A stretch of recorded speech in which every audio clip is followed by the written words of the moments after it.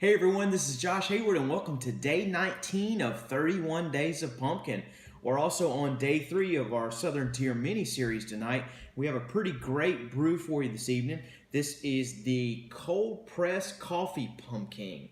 And if you'll remember, we've had Pumpkin 2 nights ago. We did the Warlock Pumpkin Stout last night, and now we have the Cold Press Coffee Pumking tonight. This is the first year that I've ever seen Cold Press Coffee Pumking. I may have missed it in years past. However, it is a relatively popular brew this year, kind of taking a different twist on the pumpkin type beer. This is an Imperial Pumpkin Ale brew with notes of pumpkin and light roasted coffee. So really looking forward to this one. Maybe this will be pretty great for your pumpkin latte enthusiast out there, having a little coffee flavor in with your pumpkin ale. So let's see what we've got here. Like I said, never had this brew before, but am looking forward to it.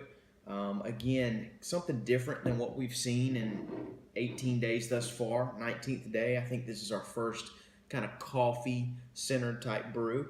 So yeah, we've got a beautiful golden, hazy golden color there. Little bit of a white head up top. As I've given the glass a little bit of a swirl. That haze is always good to see. Means that they've probably used some pumpkin in it, and I'm pretty sure that Southern Tier does that with all of their pumpkin and pumpkin ale type lines.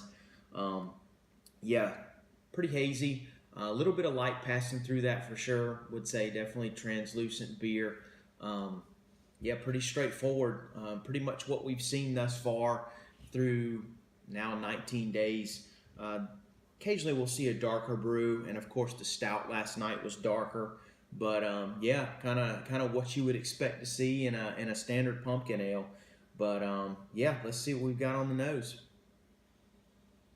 Oh, it's very, I want to say it's fresh smelling in a way. Maybe that's some of that fresh coffee note, some of those fresh coffee notes coming through.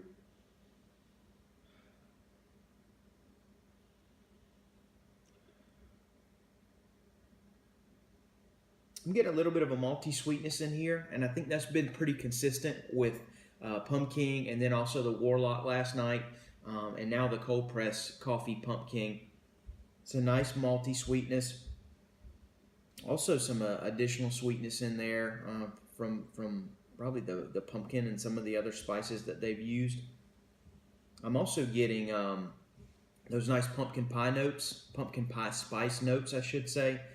Again, not overly spicy. That's something that I can really appreciate in these Southern Tier brews. They have not been overly spiced, and being 18, now 19 days into 31 days of pumpkin, some of these brews have been very, very spiced. I think that's one of the, it's a fine line in pumpkin beers with the spice, because they add so much and they're very welcome this time of year, but at the same time, you really don't want it to hinder the brew. It's a matter of finding that right balance between the flavors you've put together in your brew and then the spices added. I've tried to brew with spices on multiple occasions, and it's either a win or a loss. It's really, really tough to find that balance. Lots of trial and errors needed for it, and then once you find the balance, you gotta make notes and continue to hold to your recipe, because it's tough to find that nice balance. But I think Southern Tier does a pretty good job with it. The other thing I'm getting in this beer, as far as the nose goes, nice, is that those coffee notes, and it's a very welcome type fragrance, definitely welcome aroma along with the pumpkin. And I would say it's almost like a fresh type aroma, as if you've just freshly ground coffee beans. If you go to the store, or if you have a bean grinder at the house and you buy whole bean coffee and then grind it up, that very, very fresh smell that you get as soon as those beans are ground, it gives off a very, very fragrant aroma. And I feel like I'm getting some of that in here. It's kind of subtle, but you can definitely pick up on it, and it goes pretty well with the other aromas coming through on the pumpkin ale here. So, cheers, guys.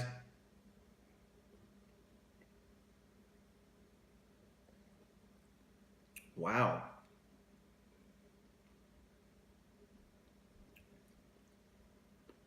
Yeah, this is what I would say, just pretty straightforward. Take pumpkin and add some coffee to it.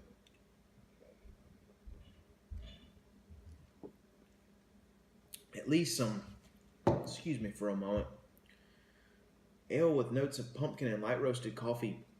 I really wonder when they used the coffee in this particular brew, if it was something that they put in during the mash, or if they put it in during one of the rounds of fermentation, because it's there, but it's not too over the top, and it's not necessarily subtle either. It's a kind of a nice balance. You're getting the great pumpkin flavors, the malty notes, the kind of the pie, pumpkin pie crust, um, the toasted bread malty notes, the pumpkin flavor, and then you're getting that interesting coffee bean type taste. And it's not like I don't want to say it's like drinking coffee, but you definitely can discern some of the characteristics of the coffee bean actually in the beer, which is really nice. I think it takes a little bit of getting used to. You're not used to having coffee or coffee beans in your beer. It may take a few sips to get used to. It's a little sharp on the front end, but it mellows out as those flavors kind of mesh together. The coffee with the pumpkin spice and the malty sweetness. I feel like it goes pretty well together.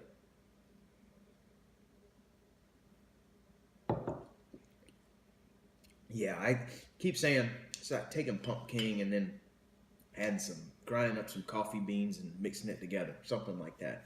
But yeah, it's done very very well. I feel like I keep going back to that balance again. Initially sharp at first, but as those coffee notes mesh with the pumpkin pie flavors and malty sweetness, I feel like it goes very well together. Some of that coffee taste lingers throughout the sip, and then actually post sip as well. I'm still tasting the coffee, a little bit of acidity there. I'm a big coffee fan, so I drink a whole bunch of different kinds of coffee in my time, and you learn to pick up on some of those flavors and some of those characteristics, and I feel like I'm getting a lot of that in this particular beer.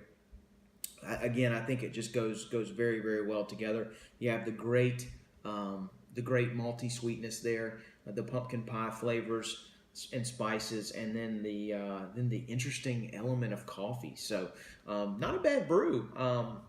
It's not my favorite, but I still really appreciate it, and I really like the addition of the coffee with the brew.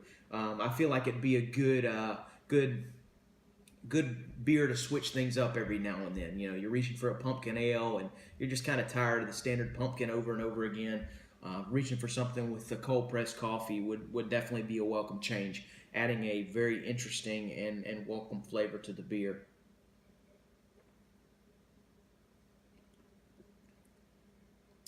There's just coming back to a little bit of dryness on the backside.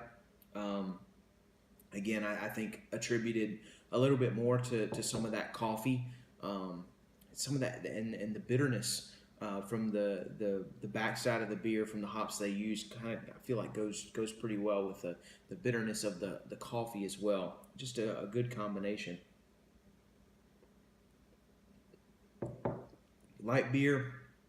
Wow, I've drank most of that. Kind of a lighter type beer, easy drinking. I think it's still at the 8 point. Yeah, it's still 8.6 ABV. Every one of these has been 8.6 ABV thus far. Pumpkin Warlock and now this one, 8.6 ABV. But it's I feel like it's kind of hidden a little bit in the beer. You don't feel like you're drinking something that's 8.6, which is kind of nice. Some of these other beers that we've had, as they get higher in the alcohol, you can definitely taste it and just washes out a lot of the flavors in the beer. So I can definitely appreciate this one. I feel like Southern Tier did this one justice took a risk on it, adding a little bit of adding a little bit of coffee into their beloved pumpkin, and then making something totally different that's great. So cheers to Southern Tier on this one. Cheers to you guys for following along, and to 19 days worth of 31 days of pumpkin. You guys take care.